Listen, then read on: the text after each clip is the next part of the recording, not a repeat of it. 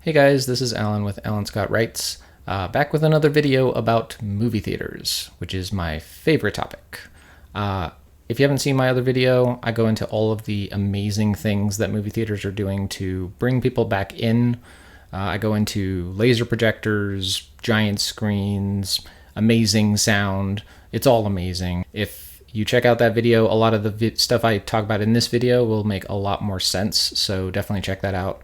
So in this video, I want to talk about all of the other things that movie theaters are doing to bring people in that aren't necessarily related to the picture or audio quality of the film itself, but things that actually offer new experiences altogether. Some of this stuff will be familiar, but some of it will just actually blow your mind. Like, you will not even believe that some of this stuff is actually happening. One note before I begin, though, in the time it's taken me to make these videos, the economy seems like it might take a turn for the worse by the end of the year. It might not, but it certainly might. And if that happens, some of the stuff I'm talking about in this video might change, or at least might be put on hold. I think more likely than not, it will just be put on hold.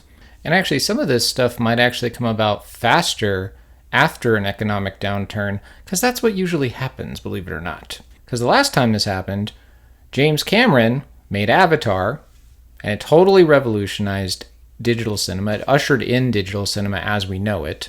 He pioneered all these 3D film techniques. It went on to make $2 billion, first film to ever do $2 billion. And that happened a year after the housing crash in 2008. So just keep that in mind. There's a couple things at the end of this video that haven't really happened yet, or they haven't really been rolled out fully yet. And that's really what I'm talking about, this stuff getting pushed out. But like I said, a lot of this stuff is already happening. So it's just a matter of how quickly it will be rolled out so that it's available everywhere. And some of them, like I said, they'll just blow your mind. So let's get started.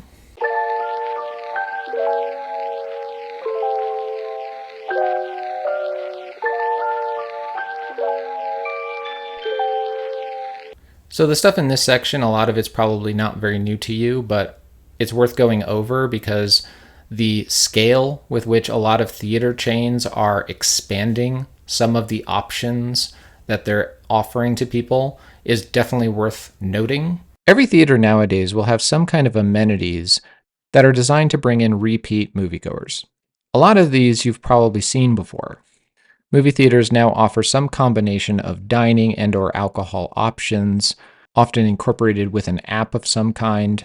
Most chains now have a membership club to encourage repeat business, with to-go options also available.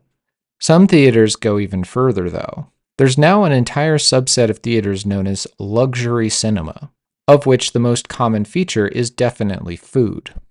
Amenities also include better seating. Luxury theaters are increasingly a thing, but even regular cinemas still invest in recliner seating, with plenty of legroom. This is actually becoming the norm. Some historic theaters are being renovated to be either premium or luxury cinemas, such as the Redstone 8 Cinema in Park City, Utah, which has been an official Sundance Film Festival location for years. One of the biggest chains for luxury cinema is Cinépolis, which is a Mexican theater chain with 335 locations worldwide. It pioneered luxury cinema starting in 1999 with Cinépolis VIP.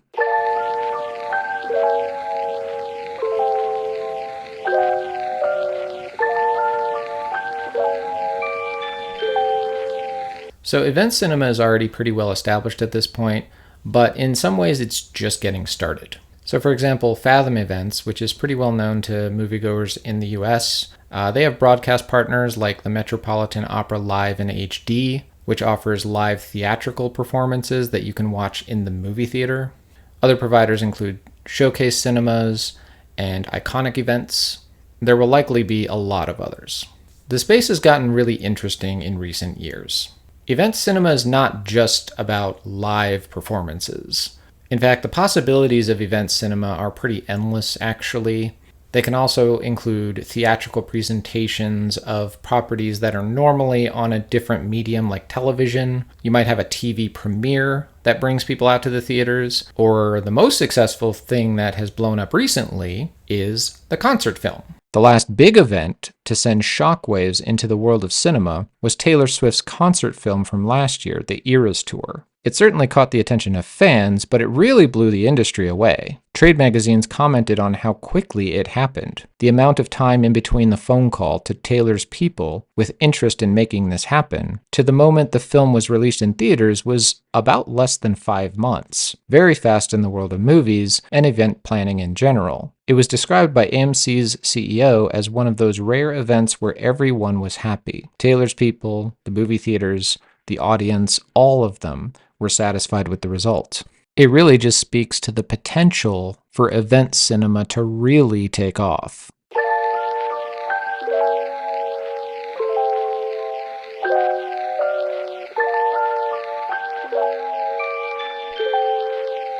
So the third thing is premium large format screens, which are big screens, which I talked about in the other video. So every major theater chain has these now, and they're growing. Many historic theaters have also been renovated to now include them, often in conjunction with luxury cinema. Most megaplexes now feature at least one PLF screen or more.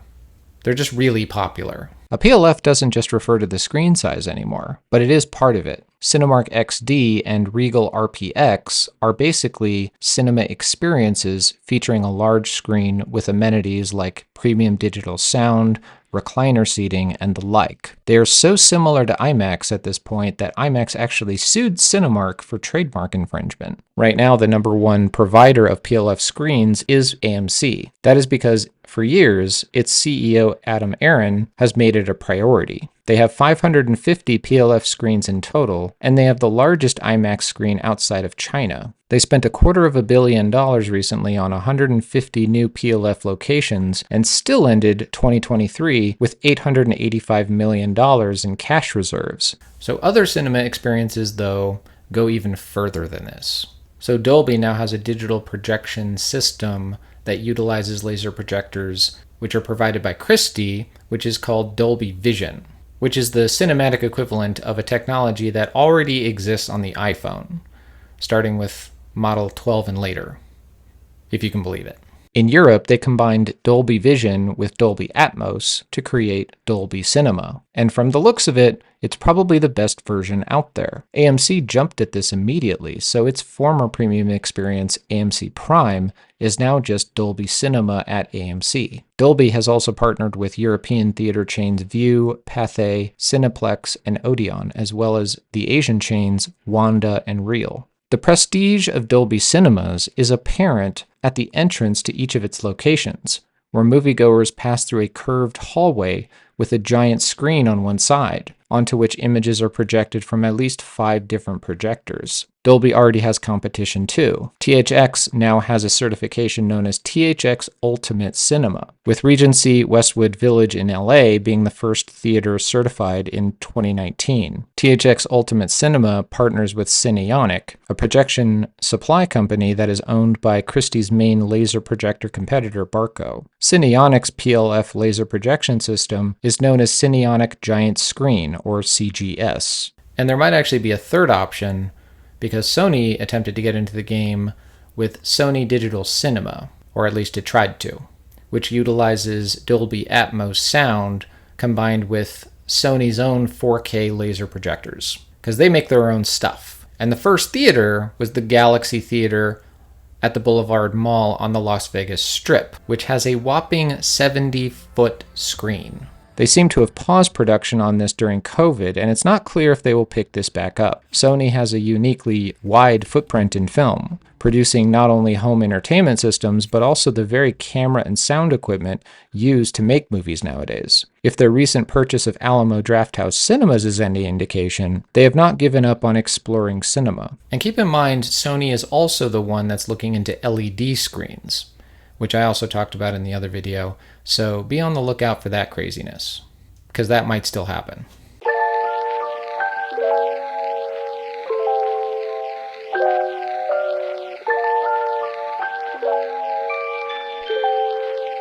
Okay, so now we got to talk about 3D. Now, the jury is still out on whether or not this is ever going to take off again, because it did, and then it didn't, and then it did again, and then it didn't.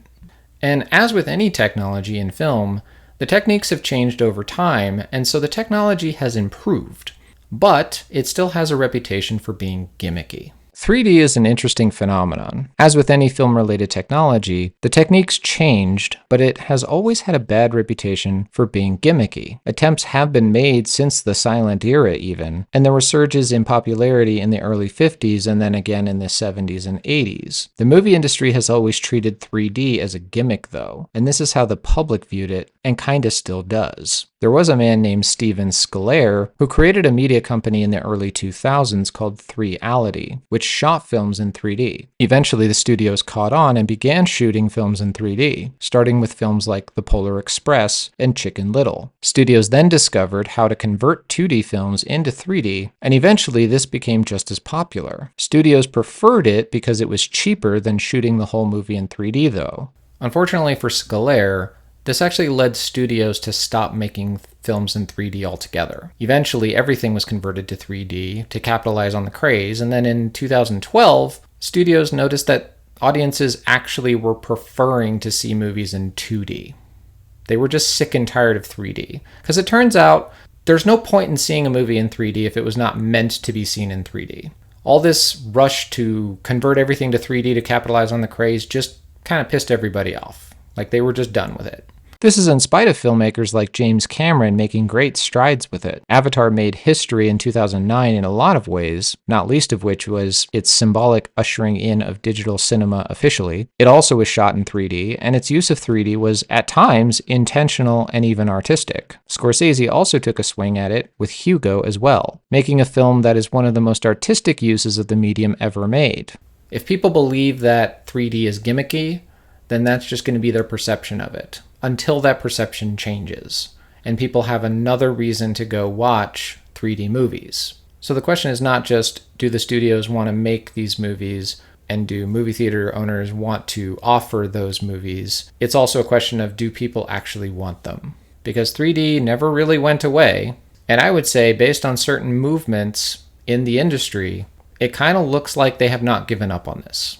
The most widely used 3D technology today is RealD 3D. For projection, it uses either a Texas Instruments digital light processing device, or it uses Sony's LCOS projector. It projects two polarized images, one for the left eye and one for the right eye, and it does this 3 times for each eye. This means the projected frame rate for this kind of 3D is 144 frames per second. RealD uses circular polarization, which replaced the linear polarization in use throughout most of 3D's history. This means that the image doesn't go dark on one side if a viewer tilts or turns his or her head. Another approach is LCD shutter glasses. This is where the alternating between left and right is done in the glasses, where one eye at a time is obstructed completely by an LCD glass with liquid crystals that become opaque when they are charged. This effort seems more directed at home media and television though, which does not have a silver screen. There is another approach under development and in use in cinemas. Dolby has a new technology that creates a specific wavelength of light for the left eye and the right eye, with glasses designed to filter out one or the other depending on which frame is being shown. The main advantage is that it doesn't rely on reflection of polarized images, so there's no need for a metallic screen. Theaters that already have a metallic screen installed are more likely to stick with RealD. Any Dolby Digital Cinema projector is capable of doing this though. The main cost is the glasses, which are not disposable. So at this point, the future of 3D is not going to depend so much on the technology. It's going to depend on people's perception of it. So I think that if studios and filmmakers and theater owners can show what this format can do cinematically, then I think 3D can finally one day come into its own.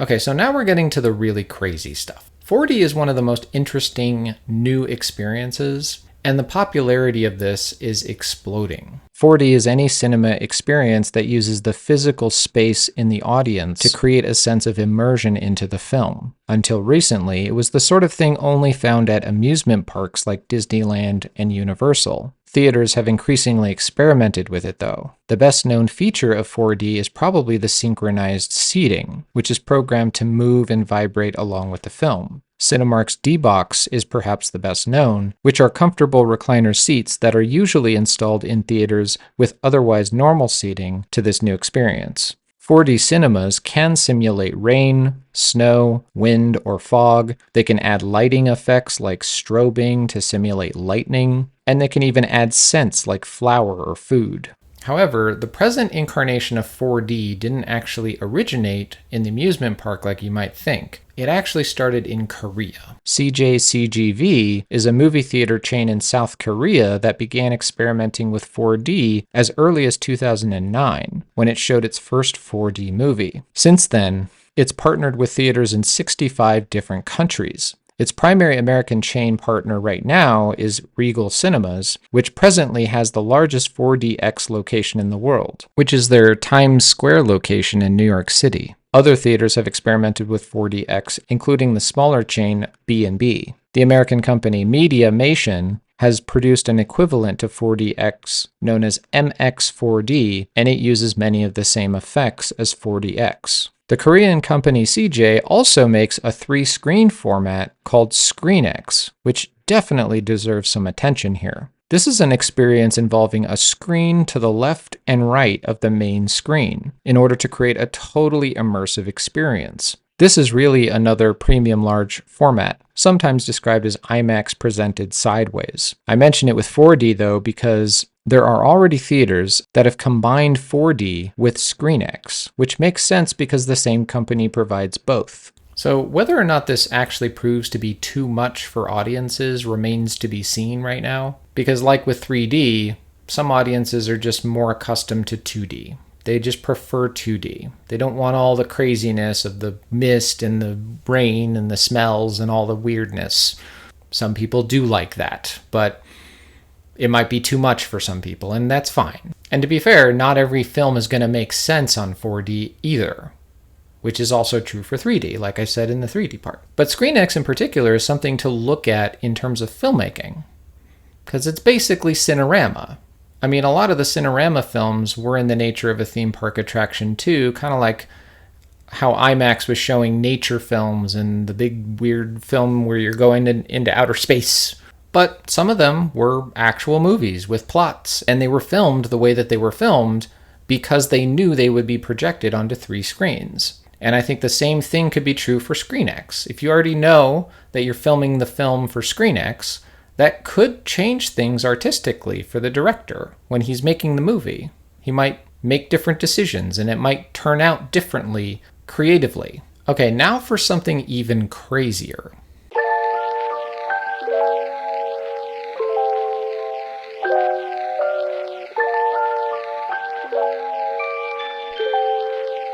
Okay, so this one might not be as well known, but the strides being made towards bringing virtual reality into the realm of cinema is pretty mind-blowing. The space actually kind of reminds me of when I learned about the rapid rate of experimentation when cinema was first born, like 100 years ago, because people were just kind of throwing things together and they were trying things, and the people who were experiencing it for the first time didn't really know what to make of it. And so now you have this entirely new medium, and they're kind of sort of telling stories with it. And the way in which they're telling the stories differ depending on the experience. And there are lots of different experiences. So you now have personalized interactive media on the one hand, and you have the sort of duration-defined narrative storytelling on the other of cinema. And finding a way to bring those together is fascinating. But they're doing it. They're doing it right now.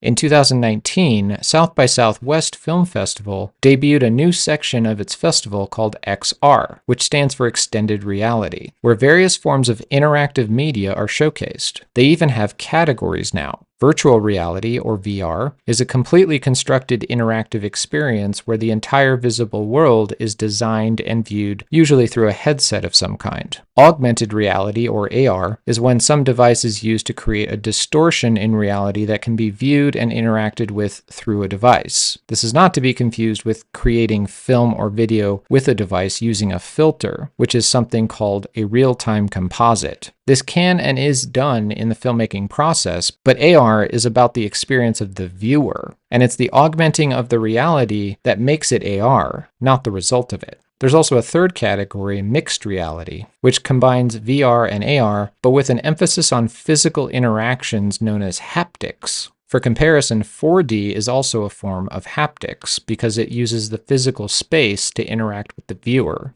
So South by Southwest was a natural fit for this. Originally, it was just video games, but what emerged out of that was kind of interesting because all of a sudden you had filmmakers who were trying to experiment and actually tell stories using this new virtual reality experience. So it's not necessarily a video game anymore. It's just an actual story that you're now in. You're now in the story. So it might seem like a paradox to tell a story in an interactive way, but a lot of people are doing it right now. So many of the XR films that have been featured at this festival over the years have attempted to do that. They've attempted to experiment with how to tell the story in an interactive way. I hesitate to even call these films, but I don't really know what else to call them. Perhaps a new word needs to be invented to describe these films. But if you just take a look at some of these films that have appeared over the years at these festivals, you can see what's possible with the medium. This kind of thing was actually the basis of Sundance's 2020 film festival, which was canceled due to COVID. Instead, they held a virtual film festival. Instead of throwing the films they'd already planned to show up on a website and calling it a day, they actually created a virtual reality environment which emulated downtown Park City, Utah, where people can walk around at their leisure and interact with other people attending the festival. Festival goers could also gather and watch the films on virtual screens within the environment at scheduled times, just like a real festival. And yes, this really happened. So I feel like one of the interesting things that jumps out to me whenever I'm reading the reviews of these films is how people comment on what it's like to experience them together with other people, and how that affects the experience of it. And that's why I still think it's probably going to be comfortably placed within the realm of cinema, because cinema is all about the communal experience. When this all becomes available, so you can actually watch these movies at home, I don't think people will just watch them at home.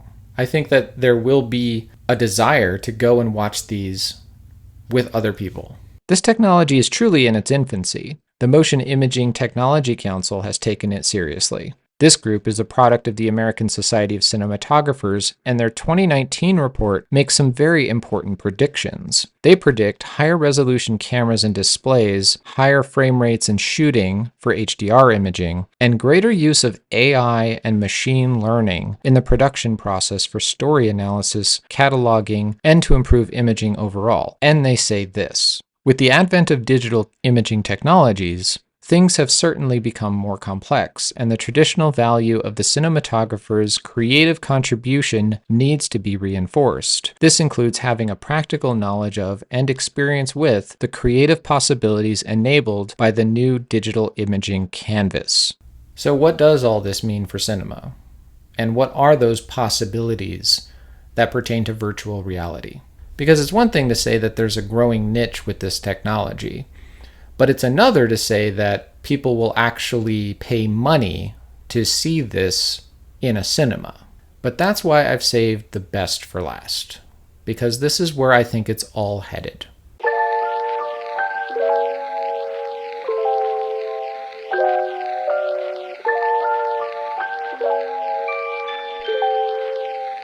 So the Cinema Entertainment Center is a big venue that's like a multiplex that has a lot of other entertainment options besides movies.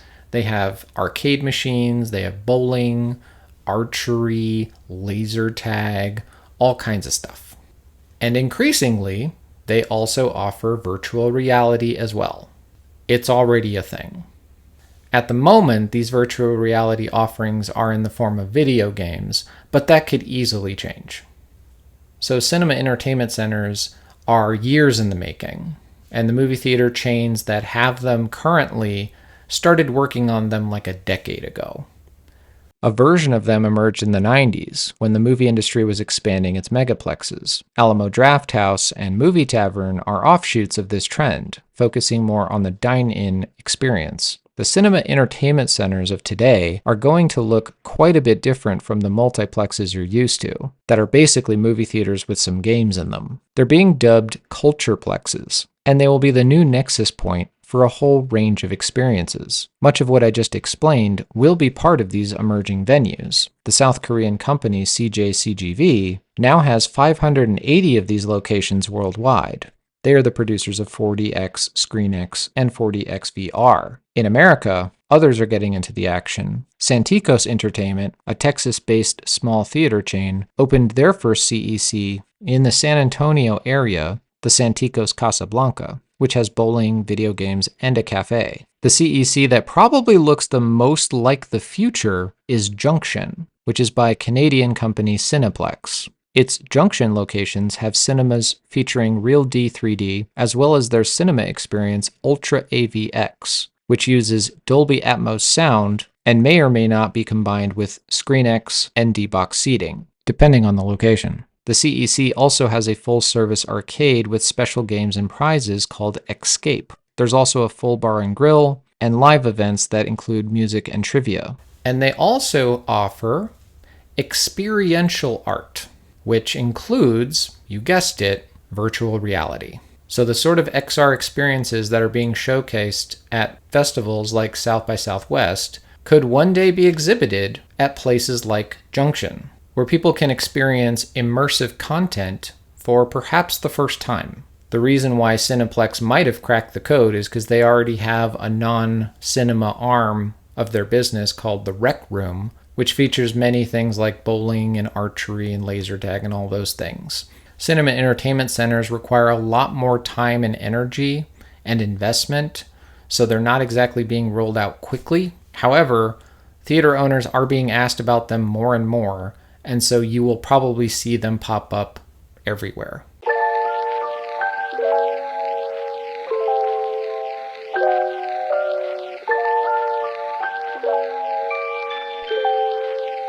So I know I went through a lot of crazy stuff there, but even if you set aside all of the cutting edge experiences like 3D and 4D and panoramic screens and VR and all this kind of craziness, film itself, even the 2D version, is better than it's ever been.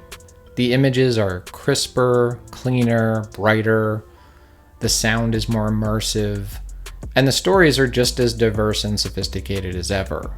I should also point out that the movie industry emerged from COVID stronger than ever. 4 of the highest grossing films of all time were made after COVID. Like I said, every time there's an economic downturn or something, the movie industry finds a way to rebound. And a lot of times that's because when the economy sucks, everybody's lives suck. And what do people do when their lives suck?